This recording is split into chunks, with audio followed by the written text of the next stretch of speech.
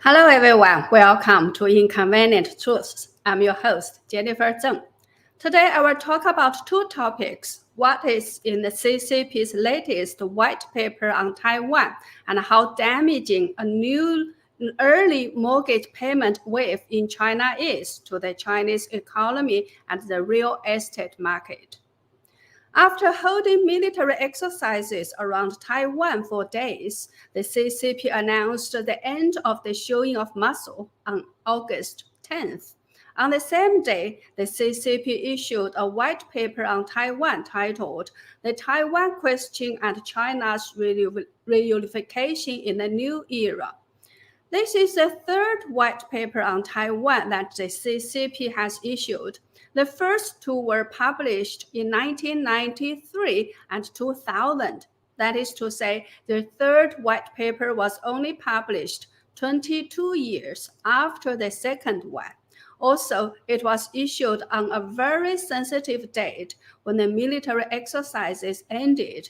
And the mentioning of New Era in the title indicates that this new paper is a paper of Xi Jinping's era, and there must be significant differences from the previous versions. So, what are the main differences? The following ones are most noticeable. Number one, in both the 1993 and 2000 white papers on Taiwan, the CCP pledged that the central government will not station military and administrative personnel in Taiwan. But in the latest version, this landmark pledge, which claimed to ensure a high degree of autonomy for Taiwan, has completely disappeared.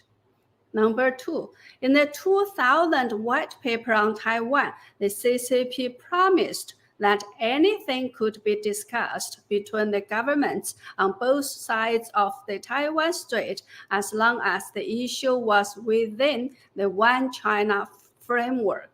However, in the latest white paper, this promise has disappeared as well.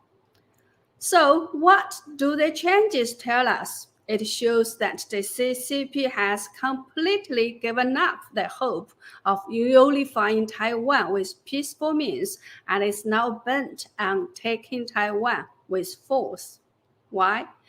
Because Taiwan will only be allowed to retain its military and autonomous government system if the unification is achieved peacefully through peaceful talks and negotiations. Not the promise that the CCP will not station military and administrative personnel in Taiwan has gone. It means that the CCP will take over the defense system and army of Taiwan, just like what it did in Hong Kong. By then, Taiwan will not even be able to retain its own police system, not to mention the military system. So this means the CCP has determined that a peaceful reunification is no longer an option. Another striking focus in the latest white paper is a sentence that can be regarded as a direct threat to the current Taiwan government or Tsai Ing-wen administration. The threat goes like this, quote, "The Democratic Progressive Party authorities' pursuit of independence has led to tensions in cross-strait relations, jeopardized peace and stability in the Taiwan Strait, undermined prospects for peaceful unification, squeezed space for peaceful unification, and is an obstacle that must be removed in the process of striving for peaceful unification," unquote. So this is to say that as long as the Democratic Progressive Party is in power, there is no possibility for peaceful unification. But how can the Democratic Progressive Party be removed? The CCP has to either try to manipulate the election in Taiwan to get the Kuomintang into power, or to overthrow the Democratic Progressive Party government by war. We need also to notice that when the CCP talks about removing an obstacle, it means both physical and mental elimination. The CCP has a special term, thought reform or thought transformation, which started in the CCP's so-called Yan'an rectification movement in the 1940s. During that first ideological mass movement of the CCP, people were forced to reform their thoughts so that their thoughts were 100% correct according to the CCP's standards. Since then, thought reform has become one of the most terrifying and most evil aspects of the CCP's ruling in China. During the persecution of Falun Gong, which started in 1999 and is still going on today, millions were thrown in jails or labor camps to be reformed. Then, more recently, millions of Uyghurs were also sent to the so-called re-education camps to be re-educated. The CCP's re-education involves using ruthless torture, including sleep deprivation, electric baton shock, beating up, etc., to force people to accept the CCP's ideology. Well, recently, on August 3rd, the CCP's ambassador to France, Lu Shaye, said in a TV interview that after the reunification with Taiwan, the Taiwanese population must be re-educated. Therefore, according to the CCP's latest white paper on Taiwan, because the Democratic Progressive Party is an obstacle that must be removed. If the CCP were to really reunify Taiwan, anyone who once voted for or has supported the Democratic Progressive Party must be thrown into a re-education camp to be re-educated. Isn't that terrifying enough for all Taiwanese? From another angle, we can say that the CCP's re-education about Taiwan has already started. For example, just after the CCP's military exercises around Taiwan has started, many map apps in China changed the name of Taiwan from Taiwan Area of China to Taiwan Province of China. Also, if one searches with Beijing to Taipei high-speed railway, one can get this map, showing a high-speed railway connecting Beijing and Taipei. This Beijing-Taipei high-speed railway is marked as under construction, and this is the last leg of the high-speed railway.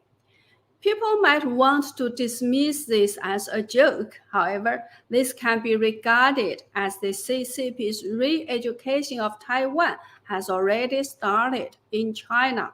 All people living in China, including all the Taiwanese people living or working in China, will be re-educated unknowingly from now on. The CCP always attaches very high importance to the so-called public opinion guidance. Before it ever does something, it will create a public opinion campaign first to brainwash people or to gain public support. So this new white paper on Taiwan shows that Xi Jinping and the CCP have completely given up its one country, two system model, which was initially designed for Taiwan, not for Hong Kong, and will try to take Taiwan by force and not allow any autonomy afterward. Of course, this is only the CCP's China dream. Will it be able to do it? I highly doubt it. Next, I'd like to talk about another phenomenon in China that has caused a lot of attention. Recently, there appeared a so-called early mortgage repayment wave in China. Many people are choosing to pay off their mortgages ahead of time, and some banks, such as Bank of Communications has announced that people who pay off mortgages earlier will be punished. They will need to pay an extra fee of 100% of the principal amount of early repayment. For example, if you pay back 1 million in advance, you will need to pay 10,000 as punishment. After this announcement was posted online, there were so many controversies that the bank had to take it down the next day. Why would people want to pay back their mortgages in advance? There are three reasons. One, people lack confidence in investment returns.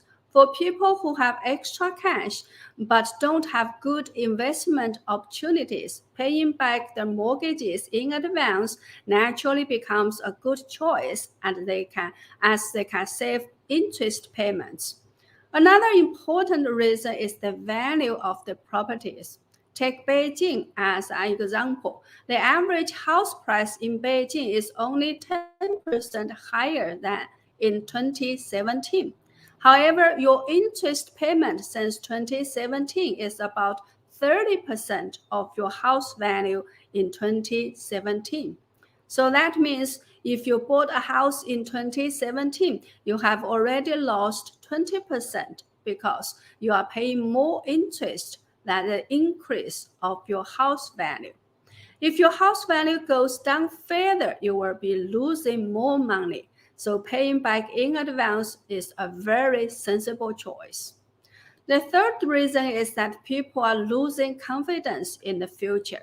China's economy has already started to go down, although on the surface, the GDP is still going up. When the economy is going down, people can lose their jobs easily. So the uncertainty of people's future life has increased greatly. Under these kind of circumstances, people also want to pay back their mortgages if they can to reduce future risks. Because of these considerations, people are paying back their mortgages early. In the past few months, we've heard the news about bank runs in China, and people cannot restore their deposit or are restricted from withdrawing their money. This has already become a huge financial crisis in China.